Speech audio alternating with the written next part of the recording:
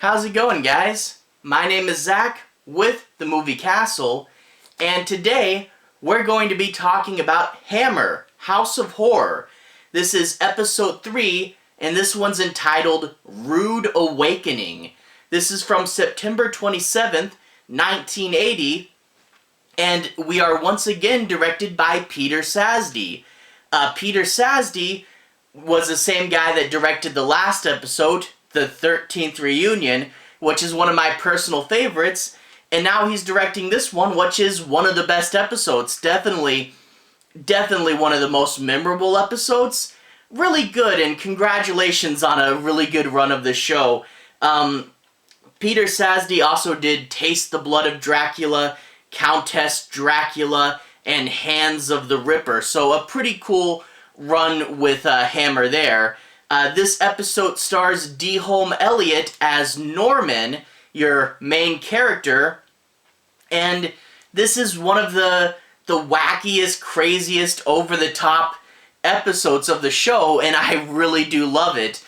This one kind of reminds me of something that could have been like a weird episode of The Twilight Zone. A really, really cool episode. This one's about dreams, and I know dreams instantly hook a lot of people. Dreams are a very interesting topic, especially to do a horror movie about, and this really does play with that. The unprecise nature of dreams and how things are just a little bit off about them. This one, you get a real estate agent, and he goes to inspect a haunted house. Things go crazy, and he wakes up again, but then things start to get a little weird again, goes a little off the rails, and he wakes up again, and you realize this guy is trapped in a dream loop. He thinks he's living real life. He thinks finally today is the real day, but no, he wakes up again, and each day is a little different. Each day there's something off, and there's intentional inconsistencies here that really make it very interesting.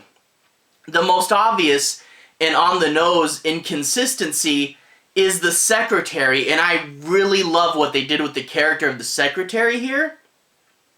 The first time you see her, she's your stereotypical flirty secretary, but every time you see the secretary character in this episode, she changes into a different version of herself. It's the same actress each time, but playing such wildly different versions of the character that it really does seem, incredibly different. But yeah, one actress, one character, 7 different versions, 7 different incarnations of the secretary. It's really, really fun. You get the stereotypical secretary, the London street punk, the schoolgirl, the French version, the 1980s dancer in a red dress. Very cool, and also the idea that he sees the secretary as a different trope each time really does point to something going on in Norman's head, but I'll let you analyze that one as you watch the episode yourself.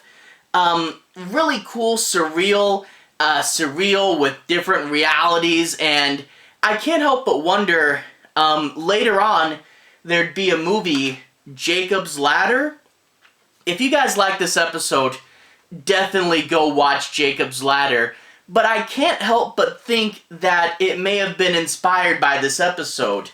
A few similarities: the non-linear, multi-reality storytelling structure. I think it's gotta be an inspiration, right? There's a few episodes in this series that I kind of wonder if they inspired movies that came out later. I believe the episode name was Charlie Boy. That one seemed pretty similar to, say, Final Destination. And the last episode, The Mark of Satan, kind of sounds a little similar to the plot of The Number 23, but I haven't seen The Number 23 yet. I'm putting it on my watch list, and I want to watch those two kind of back-to-back. But if you guys know of any episodes that ring a bell to movies later on, I'd definitely be interested in hearing it, because I think it is kind of an interesting concept that this show may have inspired several big movies later on. But anyway, without further ado, let's go ahead and talk a little bit about the plot. I'm not going to be doing any major spoilers, but I do want to say my piece on a few of the plot points and make sure you guys have a basic understanding as to what the episode's about. We open up with this real estate agent. He's there, and he has his secretary in his office, and the two are kind of flirting with each other. You know that something's going on. And this man walks in. This man explains that he's the manager of an estate. This old lady, very rich, has disappeared. And she's disappeared long enough that she's been declared legally dead. So he wants to sell the property as quickly as possible and draws him a map how to get there. And he says, it's older, it's in the middle of the country, and you need to inspect it to see what it's worth. So he drives out there and finds that it's a very old and creepy haunted house.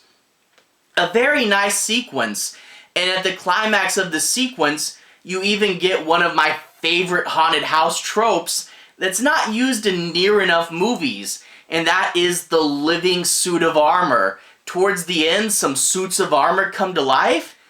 It is great, and I really wish there were more movies with living suits of armor in them. That's really fun. Maybe it's the old school Scooby-Doo fan in me, but I love this trope. But anyway, the dream climaxes with him hearing a mysterious disembodied voice. Why did you kill your wife? You shouldn't have killed your wife. And he goes, I didn't do that. I didn't do it. I woke up. I had breakfast with her. She's still alive. What are you talking about?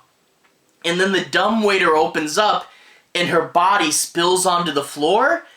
Very good end to night one.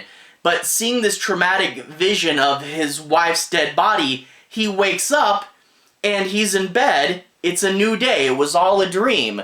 And his wife is, of course, in bed with him. And the two are definitely on the rocks. The wife is very, very angry with him. She definitely suspects the affair with the secretary but can't prove it.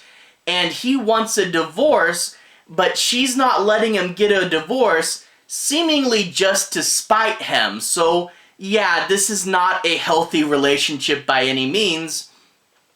He goes to the office and sees his secretary, and they're still flirty with each other, but he goes, hey, there's something a little different about you, and I can't quite put my finger on it.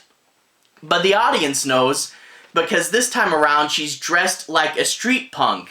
She looks a little bit like Trash from Return of the Living Dead. Another great movie, by the way. But anyway, she's a street punk this time around, and he tells her about his dream. And he goes, well, that couldn't have been a dream, because if it, she says, well, that had to have been a dream, because today's Monday, and it couldn't have been yesterday because that was the weekend. So he says, I wonder if the haunted house was real. Like, does that property exist? And he pulls the map out of his pocket and says, maybe I should go there and see if this place is even real, if there's anything there at all. And the secretary goes, cool, you can do that, but I have a question. If it was a dream, how come you still have the map? And that's one of my favorite little bits in this episode. It's the key to making you realize that there's more going on than just him having one bad dream. Waking up from a bad dream, but still having the map from that dream, and knowing, okay, there's something weird going on here. That's your first little hint, and I really do love the map. He goes down there, and this time there's nothing at all. There's just a bunch of cows in a field. Nothing at this address. So he goes in the phone booth to call the secretary again, but has a terrifying vision of being locked in the phone booth, and it fills up with gas. A little more happens during this day, but I don't want to spoil it. But he does wake up again, And by this point you realize he's trapped in the cycle. He's going through these days again and again, and he's caught in a loop, and he doesn't know what's real and what's not, and it turns into brilliant surrealism. There is another bit with the house where he goes there again, and it's there again, but I won't spoil what happens inside. But he meets a lady there, and it's very interesting. There's also a few sequences that aren't the house. Now, I don't want to spoil them, but there's a very memorable apartment building sequence, and there's also another sequence that takes place at the hospital. Now, the hospital, you know, this is really another clue that this may have inspired Jacob's Ladder, but don't worry, it doesn't go near as creepy. It doesn't go near as gory as the Jacob's Ladder hospital. But anyway, several things, several crazy, surreal moments, and I do like each day is its own little adventure and not really exactly like the last days. It's cool, and you start to wonder what's going on, and when it gets to the end, it's a pretty fun ending. A really dark twist, and a few elements from earlier in the episode, like the secretary, come up again at the end in a really interesting way. Now, I do want to say, this is my second time watching the episode.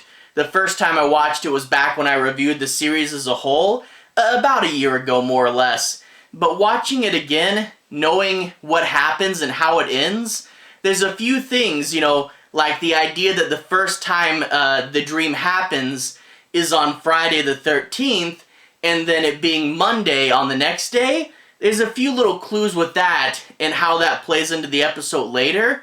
And also there's things like, knowing how it ends, you can kind of reinterpret the first part of the phone booth sequence as maybe a vision, and you can kind of get where that might be trying to allude to. So there's a few little clues. You know, it's not like you can pick it apart and radically change the interpretation, but I think looking back at things in the episode, like what the mysterious woman in the haunted house says, you can really dig in deeper and start to analyze what each little element of his dream means.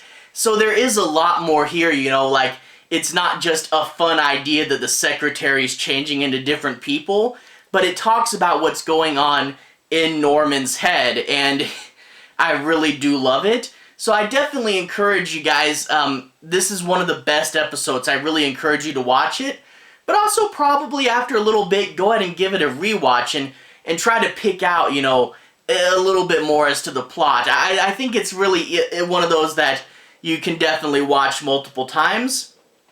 Definitely one of the best episodes of the series, and I really do love this episode, and I would definitely recommend you guys watching this, especially if you're fans of dream stories. Really good dream story. So I have to say I definitely do recommend it. To everyone who's watched so far, thank you for watching. To everyone who's liked and subscribed, thank you. You really are helping the channel out. Anyway, next week we should be covering Growing Pains, episode 4. So, no, episode 4 of this show, which is called Growing Pains. I'm not covering the show Growing, but anyway. If you guys want to see me talk about more stuff, I'll put a relevant playlist on the bottom. This should be, my Hammer playlist. I've talked about lots of cool classic Hammer movies, like The Abominable Snowman of the Himalayas, some of the Dracula and Frankenstein and Mummy movies they made. But in this playlist, you can also find my reviews for the past 2 episodes, and I'll be putting more there as the weeks go on. I want to do individual episode reviews for all of these. Anyway, have a good day. I'll see you guys again very soon. Hammer playlist on the bottom. Have a good day now.